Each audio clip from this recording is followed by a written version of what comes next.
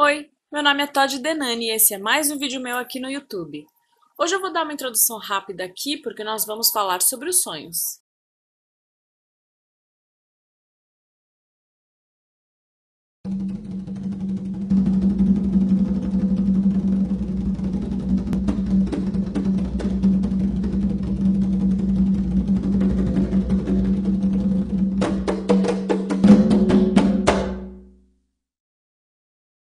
Essa vai ser difícil, de verdade. Bom, o nosso amigo Jorge Fernando mandou esse tema pra mim, como eu deixei lá no Facebook pra todo mundo ver. E esse tema em particular é uma pedra no sapato pra mim. Isso porque quando vamos pesquisar a respeito dos sonhos, a tendência é que acabemos nos perdendo em nossas mentes e não chegamos a lugar nenhum de fato. Você quer ver só? Em primeiro lugar, a gente precisa definir sobre qual aspecto iremos ver o que é sonho. A gente pode dividir esse assunto em pelo menos três: o aspecto religioso, científico e o cultural. Bom, vamos começar pelo lado científico, que é o mais fácil, beleza? Enquanto for falando da ciência, eu vou acabar em alguns momentos aí chapinhando o aspecto cultural também, principalmente quando eu começar a falar da psicanálise. Ok, o sonho para a ciência é a experiência de imaginação do inconsciente durante o nosso período de sono. E o que raios é a imaginação? Eu gosto da definição do Jean-Paul Sartre, que ele fez no seu livro O Imaginário, que diz que a imaginação é a capacidade mental que a gente tem que permite que a gente represente objetos, cenas, pessoas, segundo as qualidades que nós damos a eles e que são gravadas em nossas mentes. Ou seja, quando a gente imagina alguma coisa, a gente leva em conta características que mais nos convêm. Isso é importante que você lembre lá na frente, beleza? Guarda aí na sua cabecinha. Voltando ao sonho, nós podemos encontrar na psicologia algumas abordagens diferentes.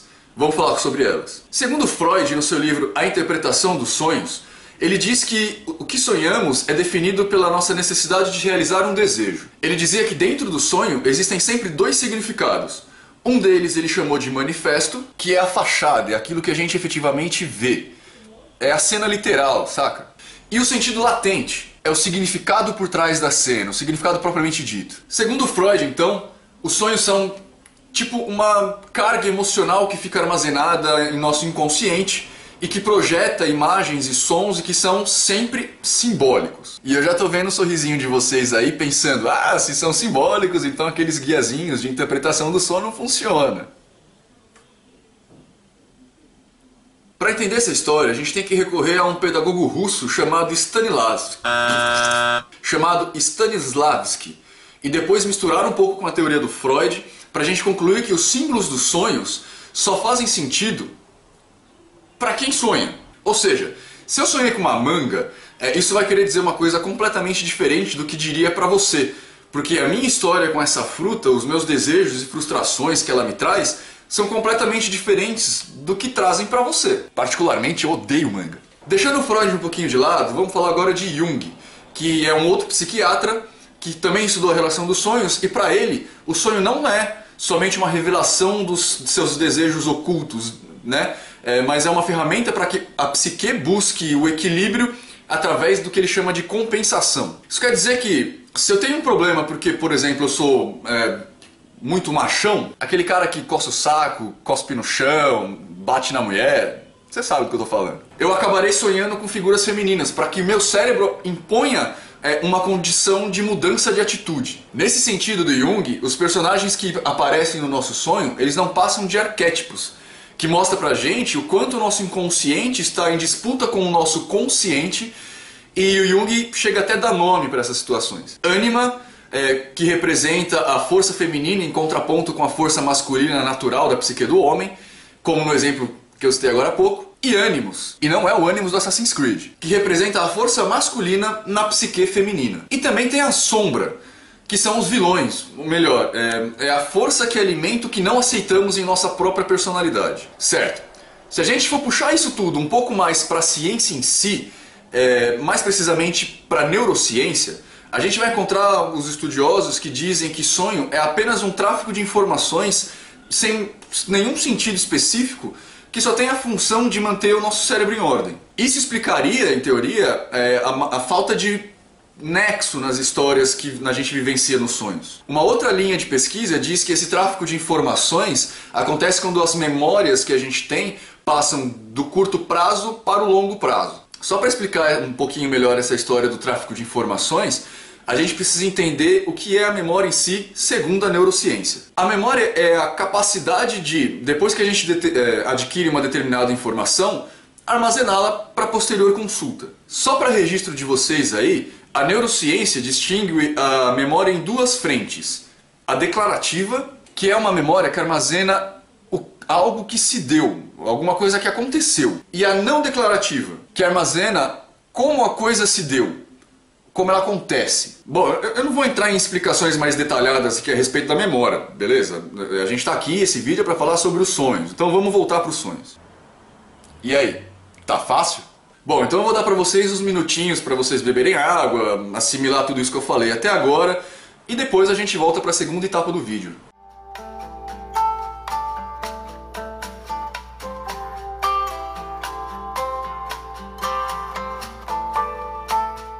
Certo, agora a gente vai levantar algumas questões no âmbito religioso. Eu não encontrei referências firmes a respeito, mas eu acredito que a interpretação dos sonhos ela é bem anterior ao que o Jung escreveu. Eu acho que veio desde sempre, na verdade, porque talvez a gente consiga colocar o estado de transe que um oráculo ou uma oraculisa grega entrava, por exemplo, como sendo uma evocação aos sonhos.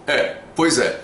Nós, quando estamos em estado alterado de consciência, a gente recebe uma certa influência de nosso inconsciente, o que é um efeito bem análogo ao que é o sonho. E isso é tão real e evidente que a gente tem uma substância química específica que produz esse tipo de estado, que a gente conhece como morfina. A morfina, para quem não sabe, tomou o nome emprestado de um deus grego, Morfeu. E não é à toa que o camarada lá do Matrix, do filme Matrix, que desperta o Neo da realidade da Matrix, né, da pseudo-realidade, também se chamava Morfeu. Bom, Morfeu, o deus Morfeu, ele tinha o poder de assumir qualquer forma humana e aparecer no sonho das pessoas como a pessoa amada daquele cara que está sonhando ali, ou daquela mulher que está sonhando. Já a morfina é um fármaco que a gente chama de opioide, de alto poder analgésico, usado para aliviar as dores, e foi descoberto em 1903 por Friedrich Sertner, que começou com sua distribuição em 1817 e passou a ser comercializada mesmo como um medicamento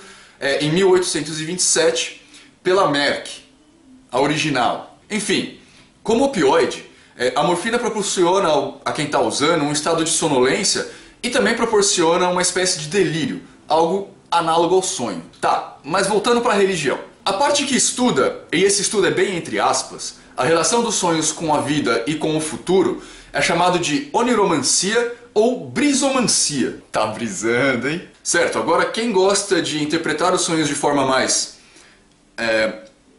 mística, leva em conta o que parece alguns fatores, e são eles. Se é um pesadelo formado por imagens distorcidas, se são sonhos causados por emoções suprimidas, ou se são experienciais, aqueles que algumas pessoas chamam de viagem astral, e isso eles falam que estão relacionados a acontecimentos do futuro. Ao que parece, a oniromancia teve uma grande credibilidade nas religiões de matriz judaica, como o cristianismo, por exemplo. E a gente pode encontrar alguns relatos sobre isso na própria Bíblia e até na Torá. Jacó, por exemplo, junto com José e Daniel, receberam de Deus a habilidade de interpretar sonhos. No Novo Testamento, por exemplo, a gente pode encontrar José recebendo em sonho um aviso do Gabriel com relação à gravidez de Maria. Vocês lembram? Um pouco depois, já com o baby Jesus nos braços, o José recebe em um sonho o aviso para eles pularem fora lá de Israel por conta da matança dos bebês lá e tal. São Patrício, aquele camarada irlandês da cerveja verde, manja, St. Patrick,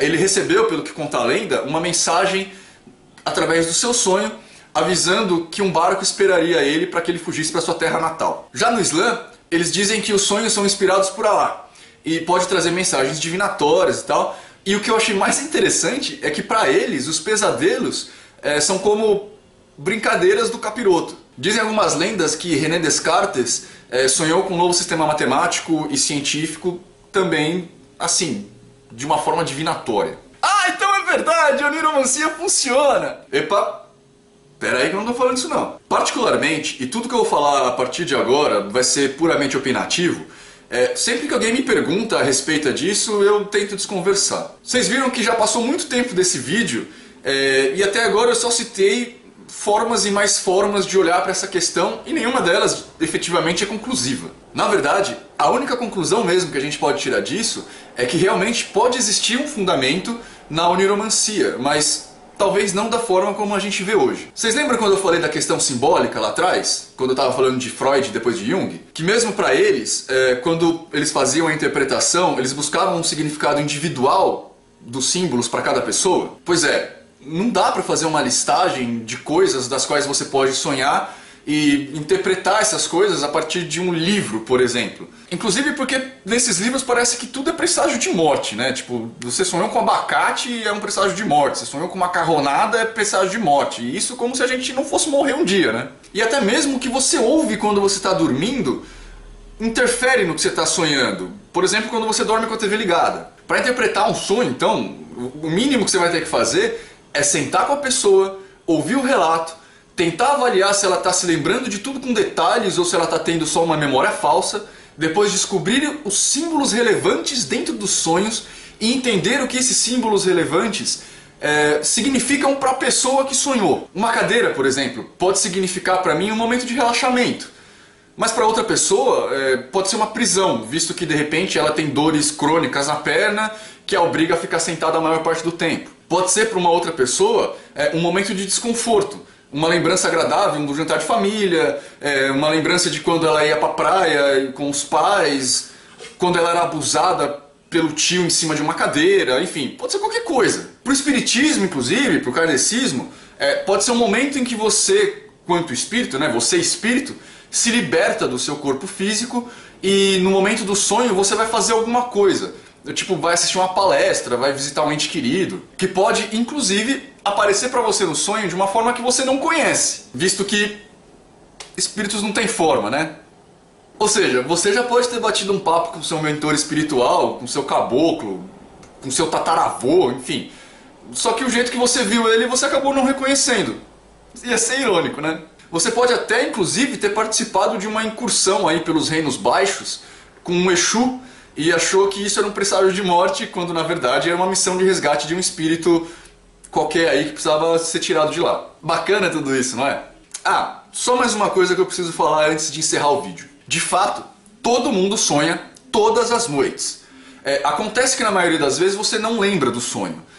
Mas isso pode ser mudado, sabia? Existe uma teoria aí chamada de sonhos lúcidos, que é quando você acorda no meio do seu sonho e pega seu inconsciente ainda formando aquelas imagens. Tipo quando você sonha pela manhã antes de acordar, saca? Segundo alguns relatos que eu encontrei por aí, alguns monges tibetanos praticam o sono lúcido já há mais de séculos.